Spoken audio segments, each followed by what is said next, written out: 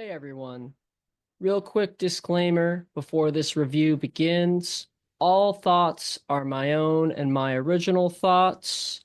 I was sent these paddles for potential with a review, not necessarily with a review being guaranteed, more to try them out, share my thoughts, and share my opinions and feels on how they play and how they perform in today's current pickleball market. With that being said, I do want to emphasize that I will remain unbiased and share my own opinions and thoughts on the paddles and those alone.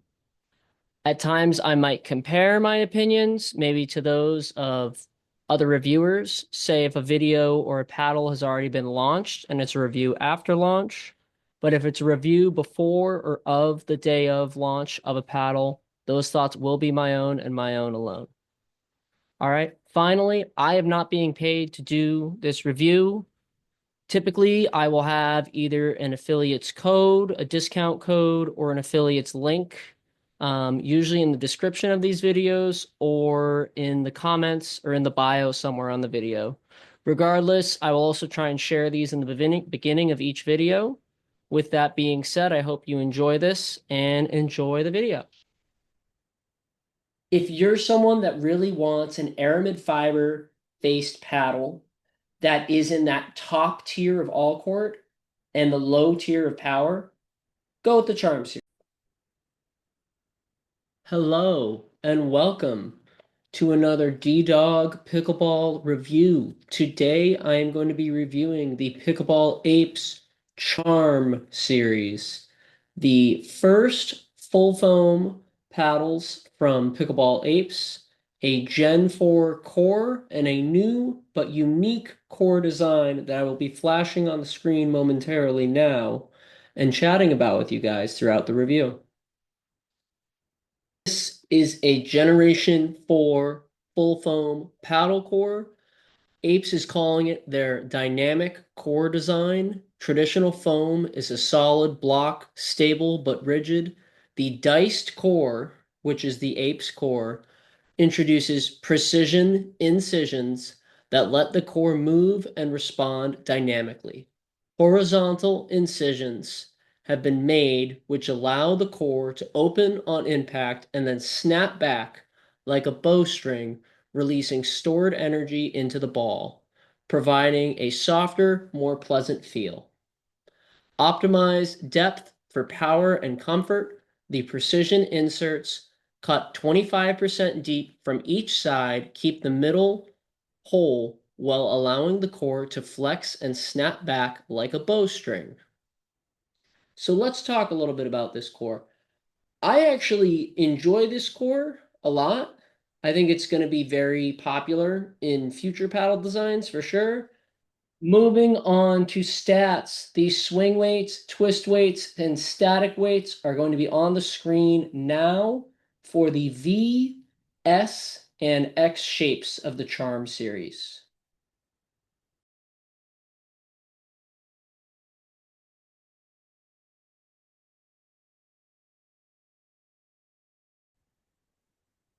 Starting with the Charm X. So I like the Charm X. I ended up putting a 3 gram pod of the pickleball effect tungsten tape for the strips in the bottom corners. And this is the setup I found that worked the best with the X. I did ponder putting a pod at the top as well and, really just kind of getting that top bottom down feeling. But I went sweet spot with this. Throughout the Charm series, I was a little disappointed in the sweet spots. While they're not by no means small, they're not large sweet spots like accustomed to on, say, something, like the Vatic Pro V Sols or, even kind of the Yola 3S, stuff like that, where the sweet spot is just much more apparent. I think the sweet spot's much more muted on these, and it's a more muted feeling in general in terms of a Gen 4 paddle. But I did like the X. I think this paddle is like the tippity tippity top of all court, going into maybe even a lowest tier of power you can get to. So if you're someone that really likes an all court and muted feeling paddle, I recommend checking the Charm series out. It might be a good fit for you. With that being said, this is a pretty traditional elongated shape, I would say. You've got a long handle. Moving on to the Charm S. So this is the hybrid of the bunch. It's more or less kind of like a hybrid elongated paddle or an elongated hybrid, however you call it. And this one I was really intrigued by because the Harmony S was a main of mine in the past and my favorite of the Harmony series, hands down. Unfortunately, I don't know what happened with the Charm S for me, but I put my same setup on this as I did my Harmony S, and I was really disappointed. I don't know. I had high hopes for the S. I used to really like this shape in particular. Currently, I know Valair makes this shape a lot, and Pickleball Apes makes this shape a lot. And other than that, I don't know. You know, I think it's a good paddle. I think this iteration of it, just with a little bit less firepower than the Charmex, sits at the top of all court, and that is where I would place this at this time. I think that this weight setup is a good weight setup for it. This is about 4 grams of the point 0.5 pickleball effect tuning tape on both of the bottom corners, and it just really accentuates that sweet spot. So if you're looking for a setup, that's the setup I'd use for the S.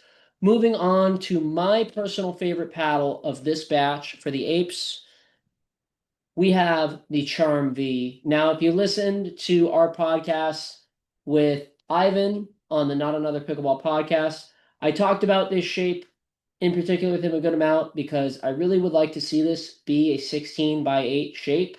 I think that the fact that it's not, just leaves room on the table for more potential paddle per se. I don't think that that's about this much we're talking about, just so you guys know. I don't think it's the end of the world, but I do think that it would accentuate some things about this paddle that are really good already. This is hands down my favorite of the three charms. I feel like this is a paddle I could go to a tournament and play with, and play good pickleball with, and play well with it. Now, it did take some weight for me, however, though. I did a 3 gram, 1 gram pickleball effect tungsten tape bar on the top, and I did 4 grams on both sides. So about 4 inches on the sides, three on the top, 1 gram per inch, pickleball effect tungsten tape. That's what worked for me with the Charm V personally. I really like the Charm V. My only thing is, I find it to be really poppy, and sometimes I can't control that poppiness. I don't know what it is. When comparing to the other two shapes here, I found those shapes to be less poppy than the V, and that, yes, usually the wide body and standard shape paddles are a little more poppy than the hybrid and the elongateds, but I just found this specific iteration to be really drastic compared to other paddle series and lines that I've tested and that I have and am still testing currently for companies. And I think that in terms of review, I think that if you like a high pop, I don't want to say low power, but moderate to average power paddle, this is almost like the reverse of the Vatic Saga series in a way, but with Gen 4 tech in it. So the Vatic Saga series, to give context, they're high power from the baseline. So when I'm swinging at a ground stroke, I was getting high power. And then when I would go to the kitchen line and I would, punch a volley or block or flick or counter, you would get lower pop than you would maybe quote unquote linear power per se. And I think that with this is just the complete reverse of that. So from the baseline, you're getting more control rather than power and plow. And from the kitchen line, you're getting like heavy pop, which I'm not opposed to. I just found it tough to reset with the V at times and settle the ball, or set the ball per se. And yeah, I don't know. I just really never found that like, oh yeah, moment where I was like, wow, the V. And so, yes, I do like these Paddles. paddles. I just think they have a very unique play style and they're more niche than mass market per se. So, with that being said, for me, it was the V and the X. Those are my top recommendations of this series. I'm sure there'll be people that love the S still. It just wasn't for me this series personally.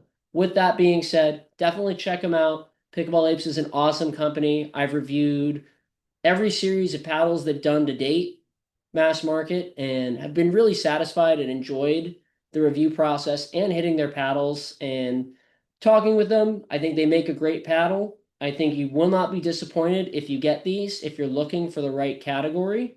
And I think that definitely be sure to check them out and let me know your thoughts in the comments.